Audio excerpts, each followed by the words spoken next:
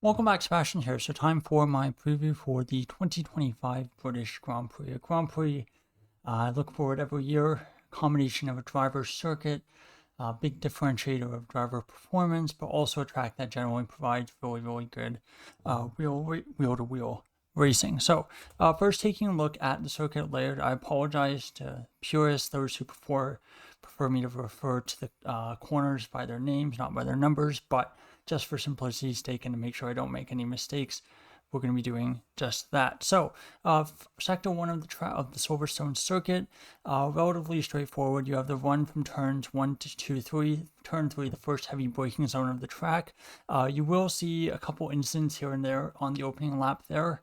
I mean, obviously turn 1 as well. Sometimes, like we saw 2022 with Zhou's big, basically somersault flip.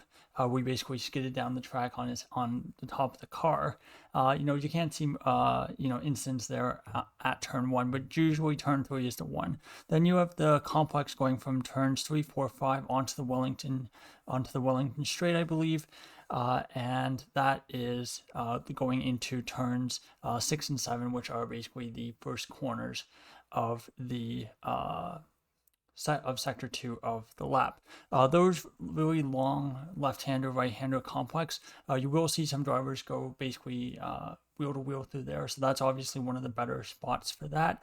And of course, getting a good exit out of this corner is really important because it can mean that you need to get a good run onto Copse, which is officially listed at turn 9. So then, of course, that momentum carries over to the Meggetts and Beckett's complex going all the way to turn 16.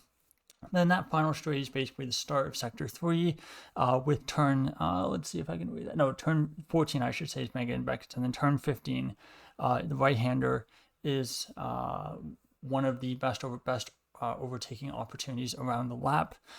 Even though it's a pretty high-speed corner, it generally tends to be the best option as it does have DRS zone, one of the two around the lap.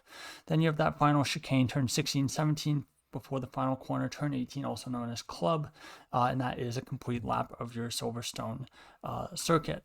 Some circuit stats: 5.891 kilometers.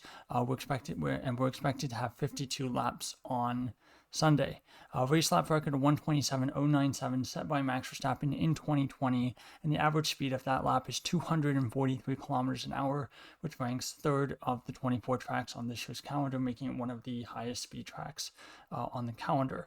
Downforce rating from 0, high downforce to 1. Other way around. So 0 low downforce, 1 high downforce. It's a 0.32. So again, relatively low downforce, but because there are so many long high-speed corners that are not flat out, they do require some braking. Being able to carry the downforce through those corners is really important to generating overall lap time. So you do need a little bit of downforce. Of course, the cars are not going to be running Monza spec wings this weekend. Full throttle, 70% of the lap, relatively low. It's just that those corners, or the cornering speeds are so high. That's how they maintain the average speed to be so high around the full lap. And corner tendency is very fast, the fastest on the entire F1 calendar in terms of bias between slow speed corners and high speed. Now, for winning from pole here, since 2010, which was the start of kind of the current era of qualifying, where you basically qualified on basically minimum fuel load, not on the fuel load you would use to start the race. It has been 40% of pollsters have won the race, so one of the lower percentages there. So again, it's definitely a race where you can win from outside the pole, second row of the grid. Further down, generally though, tends to be very hard unless you have an absolutely crazy race or a really big strategic mix-up caused by the weather or by a safety car, virtual safety car. In terms of rookies out-qualifying their teammates around this track, 36% since 2010, which ranks 10th on the 24 tracks on this year's calendar. Safety car percentage, 82%, and that's only the last 11 Grand Prix. Obviously, historically, safety cars haven't been used as much as they have in the last half decade or so, so that percentage is going to be much lower. So again, pretty high chance of a safety car these days, even though it is a purpose-built track. And this is one of the most historic tracks on the F1 calendar, with its first race coming back in 1950. So technically 75th anniversary, I should say. of this track. I don't know if it's hosted every year. I think it's very, very close to every year, if not quite. So again, nice anniversary year for the Silverstone circuit. Now, tires for this weekend, I was a bit surprised. Before I checked online just to double check, I had already written soft C3, medium C2, hard C1, because traditionally this is a track with the hardest compound tires on the Pirelli calendar, or on the F1 calendar. But actually this weekend they're going a step softer, soft C4, medium C2, and then hard C1. Interesting to see what that will do for tire strategy. Pretty much guaranteed two-stop strategy, going a step softer. And I think you may even see some cars, some teams doing a three-stop strategy. And again, you can't overtake around here, so it may not be that slow. It might not be that bad of an option compared to a track like Monaco, where you basically have to do the bare minimum number of pit stops and you never go above that. Now, of course, tires in Silverstone have a pretty complicated recent history, especially in the final year of a major regulation change. And again, probably a coincidence, but thought it would mention it in case something happens this year. So 2013, final year of the regulations before the turbo hybrid era start. A lot of controversy, a lot of drama surrounding tire failures at that British Grand Prix.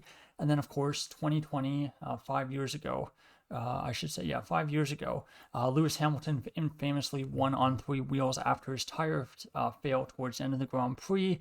And again, as you know, F1 regulation sets mature, cars get faster, they put more stress on the tires.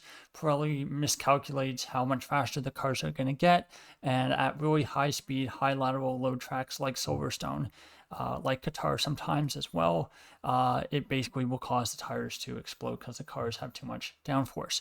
And again, that British Grand Prix in 2021, I think Bottas also had problems, and Carlos Sainz also had issues with tires. So again, I do think it's something to keep keeping top of mind this weekend, and it'll be interesting to see what the step softer tires will do and how that will affect the potential for drivers having random tire failures during the Grand Prix. So, moving on to the schedule for this weekend, pretty normal schedule, full slate of support races, F3, F2. Not sure if I'm going to be able to do reviews. Actually, I'm pretty confident I won't be able to do reviews. Unfortunately, this year I haven't been able to do as many for F2. F1, I think, is still probably I should be able to do one when I wake up Monday morning, but again, we'll just have to wait and see how it goes. So, Friday, FP1, 12:30 in the afternoon, Formula 2 qualifying 2:55, followed by FP2 at 4 p.m. The weather for Friday, 25 degrees and partially cloudy at the time of FP2. Then moving on to Saturday, FP3 11:30 in the morning, followed by the Formula 2 sprint race at 1:15, followed by F1 qualifying at 3 p.m. And the expected temperature for qualifying is 22 degrees and partially cloudy. And then final day, Sunday, the big day, Formula 2 feature race, 11:05 start, and then Grand Prix starting at 3 p.m. sharp local time. Expected temperature for Sunday, 20 degrees and partially cloudy. One interesting trend is that the temperatures looks like they're cooling down throughout the weekend. It has been very hot in Europe this week, so again, it might be kind of the after effects of that. But it will be interesting to see how that affects tire temperatures and how that affects the pecking order. A team like Mercedes, who were pretty dreadful last weekend in Austria, they can have a pretty terrible Friday, maybe a so-so Saturday. But if with those 20 degrees air temperature on Sunday, they might be a factor in the Grand Prix. So taking a look at last year's race, one of the more interesting dynamic races, I would say, from last year's calendar, of course, won by Lewis Hamilton, his first race win in 3 years at the time of that race. Second was Max Verstappen, and third was Lando Norris. So started with George Russell on pole. He unfortunately, of course, had some kind of mechanical issue during the race, not able to finish that Grand Prix. Otherwise, he definitely would have been in contention for the win. Not necessarily saying he wins the Grand Prix, but definitely would have spiced things up quite a bit. The race started dry, obviously, and then it eventually became quite wet. Drivers switching to wet tires. The McLaren of Lando Norris, very, very good, strong, very fast in those wet conditions, looking a little bit better than the Mercedes. But again, really, really crucial timing with the pit stops. couple drivers got really caught out by those pit stops, those initial pit stops to switch to intermediate tires. Leclerc, Perez both ended up a lap down because of pitting too early for intermediate tires, and then eventually just cooking their tires on the dry track. But the track would dry out very, very quickly, and in fact, they would switch back to dry tires before the end of the race. Crucially, Lewis Hamilton pitted for the soft tires, Lando Norris too, whereas Max Verstappen opted for the hard tires at the end of the Grand Prix, and that allowed him to get past Norris and put a lot of pressure on Hamilton towards the end of the Grand Prix. Not able to get past, but again, putting a lot of pressure on and allowing Lewis Hamilton to win his first Grand Prix in 3 years, and his last Grand Prix win at the checkered flag. Of course, he would end up winning a little bit later the Belgian Grand Prix, but of course that's a story for another day. So, in terms of best qualifiers, worst qualifiers at this track based on historical data, your 3 best qualifiers are Lando Norris, Nico Hülkenberg, and Max Verstappen, and that is ranked based on basically the difference between their career, basically how often they out-qualify their teammates at Silverstone compared to their career averages. So for Norris, plus 29% with a median qualifying delta of minus 0.188. Minus 0.188. Number 2, Hülkenberg, like I said, plus 12%. Really crazy median qualifying delta here, 0.5 seconds. Quite a few wet qualifying sessions in there that maybe boost the total up a little bit, but still pretty impressive from Hülkenberg. And then number 3 is Max Verstappen, plus 11% with a median qualifying delta of, again, just over half a second here, which again makes sense given it is Max Verstappen. This is one of Verstappen's best tracks. Now, worst qualifiers, worst one is Esteban Ocon, negative 14%, plus 0.172 seconds is his median qualifying delta.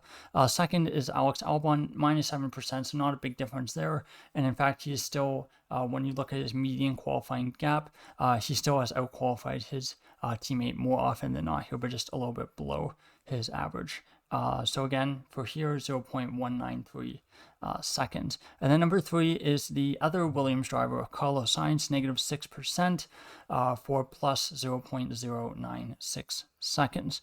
So your predictions for qualifying based on the qualifying data and based on the qualifying model as well these are the 10 drivers who are predicted to out-qualify their teammates. So Norris, Leclerc, Verstappen, Russell, Alonso, Gasly, Behrman, Hadjar, Albon, and Hülkenberg. I think of those 10 drivers, driver pairings, I think the Hülkenberg one is probably a little bit high. But again, like I said, his median at the track is very, very high, much higher than his career average. So that basically skews things quite a bit. In terms of other drivers, I would say they all look pretty decent. I think the Verstappen one will be very interesting, 6/10. But again, it might be a situation like last time out, where, he only does one run in Q1 to advance, and Tsunoda really struggles in qualifying, maybe needs 2 runs, maybe even without that, he still has, a pretty big gap. But it'll be interesting to see how that goes. I think Tsunoda's going to be under a lot of pressure this weekend after a pretty terrible Grand Prix in Austria. And again, at a track that, Verstappen's really good at historically, it'll really be interesting to see how he matches up. Now, for predictions for this Grand Prix, I think it's pretty safe to say after what we saw in Austria, who should be first and second after the Grand Prix, and that will be the 2 McLaren drivers. Now, for the order of the drivers, I think that's a bit more of an interesting question. Now, Austria was a track where Norris has done really well at historically. Silverstone is as well, so I'm gonna stick with Norris ahead of Piastri, especially if Norris can basically eke out that performance in qualifying like he did last time out. Piastri has done a little bit better at these kinds of tracks, more front-limited tracks than Norris this season. But that being said, I think just based on historical record at this track, I do think that I'm going to put Norris in front of Piastri. Now, in terms of rounding out the podium, I think the cooler temperatures on Sunday, I think will definitely help the Mercedes and make sure that they don't overheat their rear tires too much, which is a big killer for them last time. So I'm going to go out of my way and actually predict a Mercedes George Russell rounding out the podium. I think other contenders for the podium are the two other obvious candidates are, of course, Leclerc and the Ferrari. He's gotten on the podium quite a few times in the last 5 or 6 races, basically since Monaco, and so definitely a sleeper pick for a podium. If one of the other contenders has something happen to them, like happened to Verstappen in Austria. For Verstappen, of course, I think will also be a threat for the podium, but I think it's going to be much more hard to say just because the Red Bull is so inconsistent from week to week. If they get the setup right, they could be in the fight for the win. If they get the setup wrong, they could be, 4th best team and, miles adrift of the other 3. So really hard to say what's going to happen with Red Bull. I'm kind of hedging my bets against and betting against Red Bull this weekend, but we shall see. So there you go. That is my preview for the 2025 British Grand Prix. Looking forward to the weekend quite a bit. And let me know your predictions in the comments below. Who do you think will come out on top in what is expected to be a very tight battle between the two McLaren drivers again? So again, thank you so much for watching and goodbye.